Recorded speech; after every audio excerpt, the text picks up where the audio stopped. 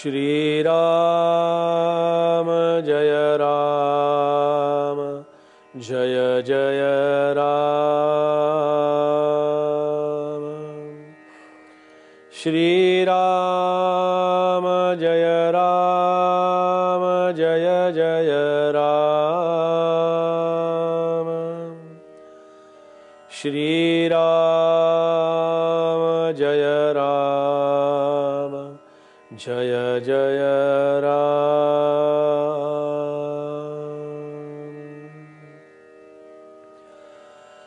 बरा निश्चयो शाश्वताचा करावा, म्हणे दास संदेह तो विसरावा। घडीने घडी सार्थकाची करावी, सदा संगती सज्जनाची धरावी।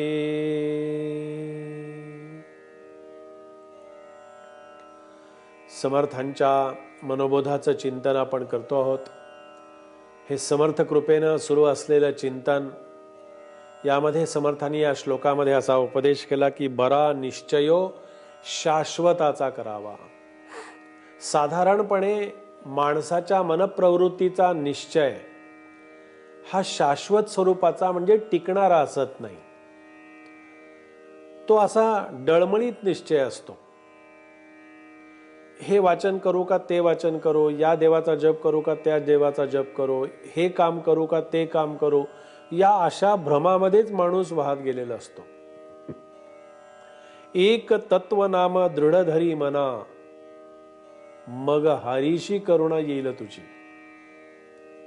ते नाम सोपे रे राम कृष्ण गोविंद, वाचेशी तत्पर जपे आधी। तू ते सगळं बाकीचं सोडून दे। समर्थ मनाला इथे उपदेश करता आहेत की तुला जर ते खरं रामचिंतन व्हावं असं वाटत असेल, त्या रामचिंतनाचा आणि रामतत्वाचा आनंद आणि आस्वाद तुला जर हे मना घ्यायचा असेल, तर तुला काय करावं लागेल? तुझा जो निश्चय आहे, हा निश्चय हा शाश्वताच्या मागे जाणारा असला पाहिजे, म्हणजे खऱ्याच्या मागे जाणारा असला पाहिजे। शाश्वत याचा अर्थ टिकणारं। आपल्या बरोबर जे येणारं असतं त्याला शाश्वत म्हणत नाहीत। आपल्या बरोबर जे येतं ना, ते सगळं असंच येतं, आपल्या बरोबर येतं आणि आपल्या बरोबरच जातं। पण शाश्वत वस्तू जी असते, टिकणारी वस्तू जी असते ना, ही टिकणारी वस्तू आपल्या बरोबर आपल्याला कुठे नेता येत नाही। त्याचं कारण असं, कारण टिकणारी नसते ती, न टिकणाऱ्या वस्तूवरती माझं प्रेम जास्ती असतं। माझ्या दृष्टीनं ती अगदी महत्वाची आणि खूप चांगली वस्तू असते, टिकणारी नसते ती। टिकणाऱ्या वस्तूला रूप नाही, टिकणाऱ्या वस्तूला रंग नाही, टिकणाऱ्या वस्तूला अस्तित्व नाही, टिकणारी वस्तू डोळ्यानं दाखवता येत नाही, मग मी ती न्यायची कशी? शाश्वत तत्व जे आहे, खरं तत्व जे आहे, त्या खऱ्या तत्वाची ओळख सांगितली तर ते कळत नाही, ती कळते फक्त सद्गुरूंच्या कृपेनं कळत असते। शाश्वताचा विचार हा सद्गुरूंच्या मुखातूनच आपल्याला ऐकायला मिळत असतो। सद्गुरू आपल्यावरती जी कृपा करतात ना, त्या कृपेला अन्य कशाचीही उपमा देता येत नाही, कोणतीच उपमा देत नाही। कारण आपले सद्गुरू आपल्या आईच्या रूपामध्ये आपल्या बरोबर असतात। प्रत्येक आपलं कर्म, त्या कर्माच्या पाठीमागे असणारी शक्ती म्हणजे सद्गुरूंचं स्वरूप असतं। प्रत्येक कर्माच्या पाठीमागे असणारं जे सामर्थ्य असतं ना, हे सामर्थ्य हे फक्त सद्गुरूंचं सामर्थ्य असतं। म्हणून एकदा रामकृष्णांच्या जीवनातला एक प्रसंग सांगतो। रामकृष्ण परमहंसांच्या घशाला कर्करोग झाला आणि तो कर्करोग झाल्यामुळे काय झालं की घशाला कर्करोग झाला हा रामकृष्णांच्या.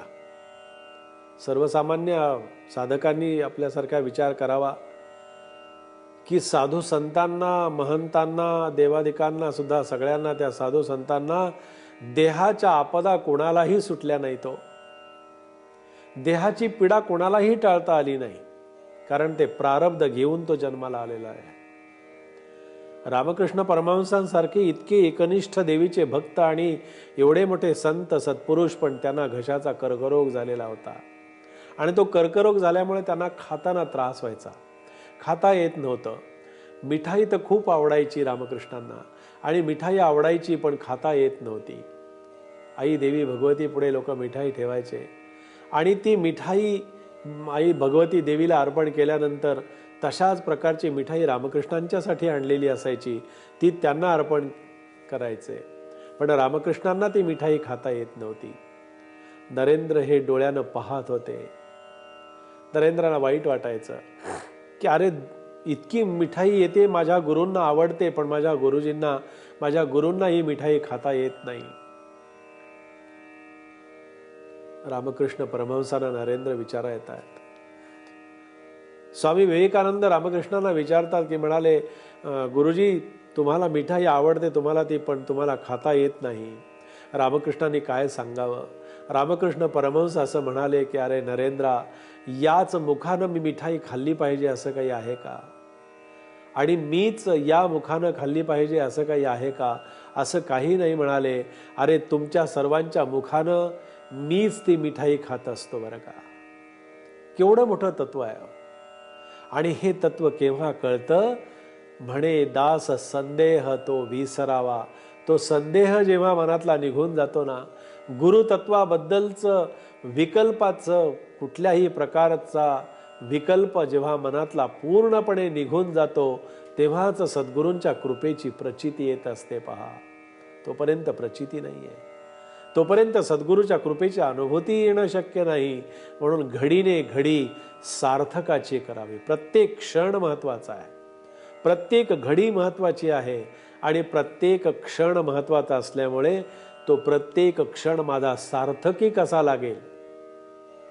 सार्थकी म्हणजे व्यवहाराच्या नव्हे, पैसे मिळवण्याच्या कामासाठी नव्हे, उद्योगधंद्यासाठी नाही, प्रपंचासाठी नाही, तर त्या परमात्म तत्वाचा शोध घेण्यासाठी प्रत्येक क्षण कसा माझा सार्थकी लागेल, हेच मला हवं असतं, तेच मला पाहिजे असतं, आणि तेच मला पाहिजे असावंही.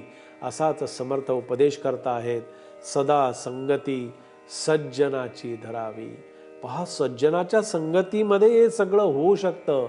सज्जनाच्या संगतीतून याचा लाभ होऊ शकतो. सज्जनाच्या संगतीतूनच हे सगळं प्राप्त होऊ शकतं. असाच समर्थ आपल्याला इथे उपदेश करता आहेत की सज्जन आणि संत, या संत सज्जनांच्या सहवासासाठी आपलं मन आतुर झालेलं असावं, मनामध्ये प्रेम निर्माण झालेलं असावं. असाच भाव या श्लोकांच्या चिंतनाच्या पाठीमागे असावा. हा उपदेश समर्थांनी आपल्याला इथे केलेला आहे. जय जय रघुवीर समर्थ.